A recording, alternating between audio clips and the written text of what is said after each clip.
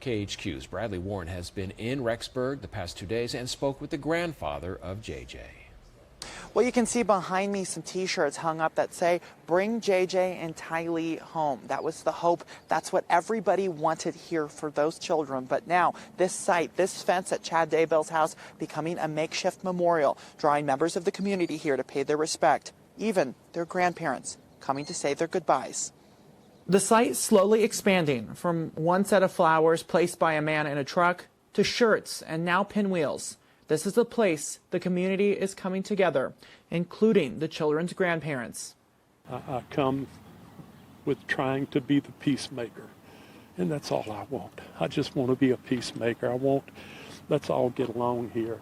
And I know it's an old cliche, but it's so true. This is not about hatred.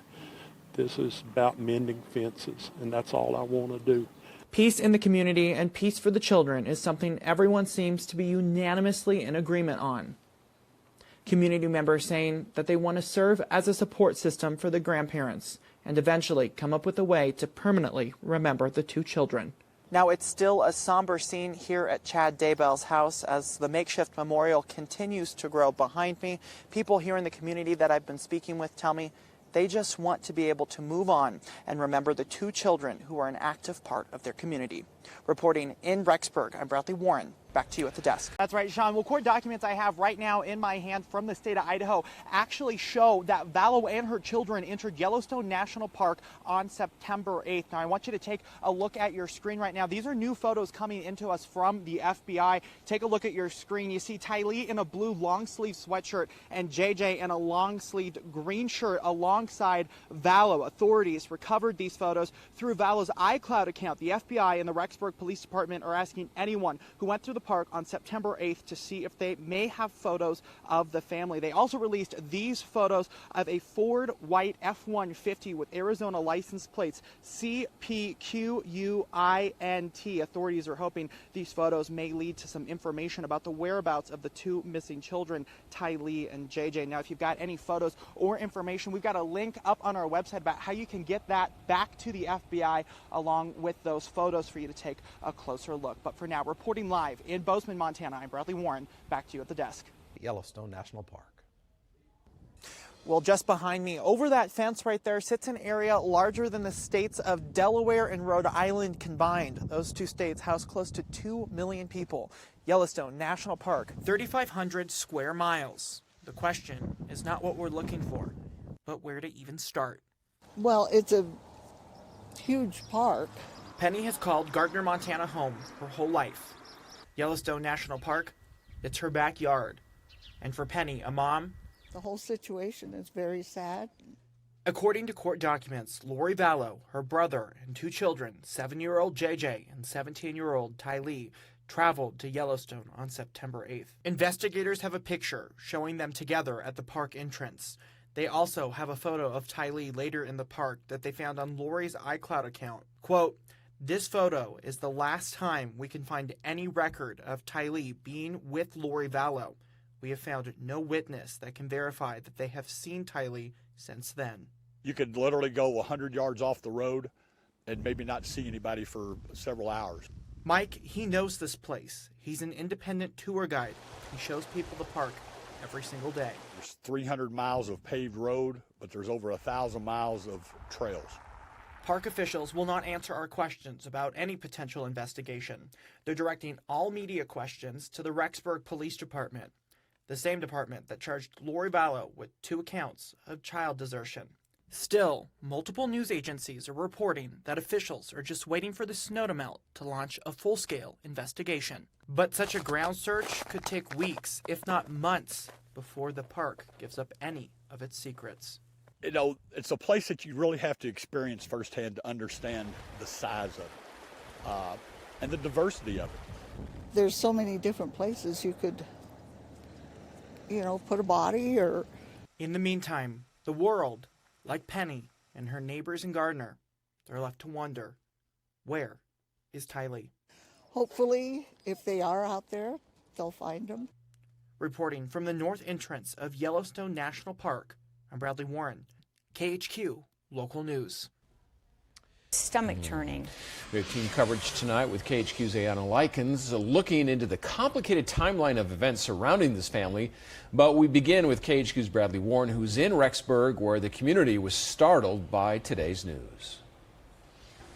Well, I'm outside Chad Daybell's house right now. The scene just 20 miles outside the city of Rexburg. The site itself, the size of about a baseball field. And for people watching it unfold, it's been surreal. It's an eerily quiet day on the Daybell farm. Cars are pulling up to get a look at the crime scene. People in the community are just starting to absorb the unspeakable end for JJ and Tylee. Stephanie Strong has lived in Rexburg for a year and a half. Like so many others, she's followed the coverage and the search for the children. It's been weird. And then now that we know, it's just really sad. Like, we're all really heartbroken for that family, and there's not a whole lot we can do other than just be a supporting community.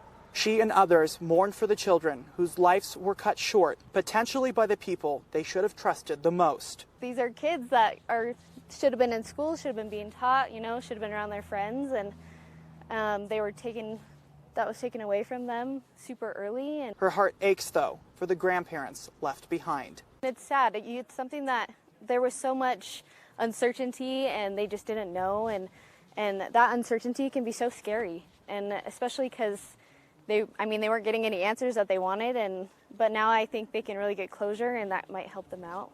Right now, investigators have put lights up here at the crime scene, preparing for a long night and an even longer investigation. Reporting in Rexburg, I'm Bradley Warren. Back to you at the desk. Still in jail, facing 2 charges of child abandonment and other felonies. She also has a $1 million bail. Bradley Warren is in Rexburg live for us right now on the 6:30. And Bradley, this no doubt a gut punch for that area and for all of us hoping the children would be found somehow safe. Unfortunately, that did not happen.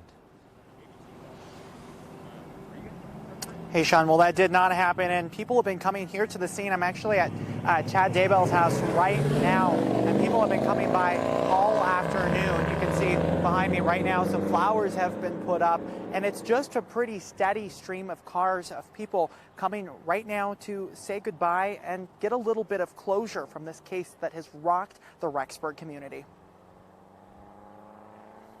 If you can, describe the scene there, and if you can, also outline what investigators plan to do in the next hours and days to come. Yeah, Sean, well, the scene right now is incredibly quiet. It's very somber. It feels almost like we are at a cemetery. People are coming here very respectfully to pay their respects to the children who they've all been hoping have been alive. They've been hoping that these kids were going to be found. Now, investigators here, they've put some lights up behind me, and they've been still working the scene. It's still an active investigation. There are several police cars still on scene. There's police tape, and there's multiple police cars right now protecting this area that they're going to continue their investigation at. And Bradley, I know you've had a chance face-to-face, even off camera, to talk to some people that really that's their home. The last thing you want to see develop in your community. What is the response you've received from them tonight?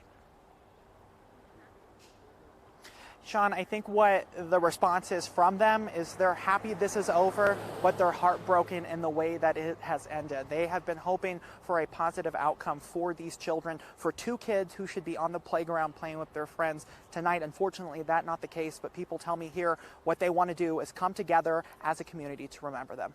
Yeah, rally around that community. Bradley Warren live for us in Rexburg, Idaho tonight.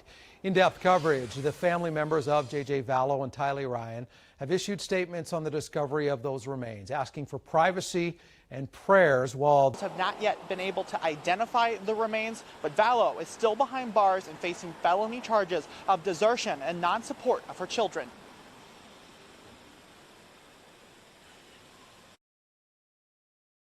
Throughout the investigation, detectives and investigators have recovered what's believed to be human remains that have not been identified at this time.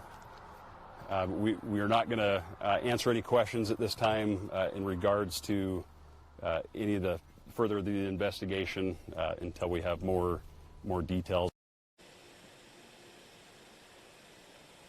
Now, Vallow's kids, 17-year-old Tylee Ryan and 7-year-old Joshua Vallow, have not been seen since September. One of the last places they were seen was in Yellowstone National Park, and it's one of the last places her daughter was photographed alive. Daybell and Vallow were married 2 months later in Hawaii, where they later moved to. She's right now in an Idaho jail cell waiting for her preliminary hearing, which will be taking place in July. Her husband, Chad, is set to take the stand today. Now, we will continue to track this, and when we have more information, we'll bring it to you on air and online.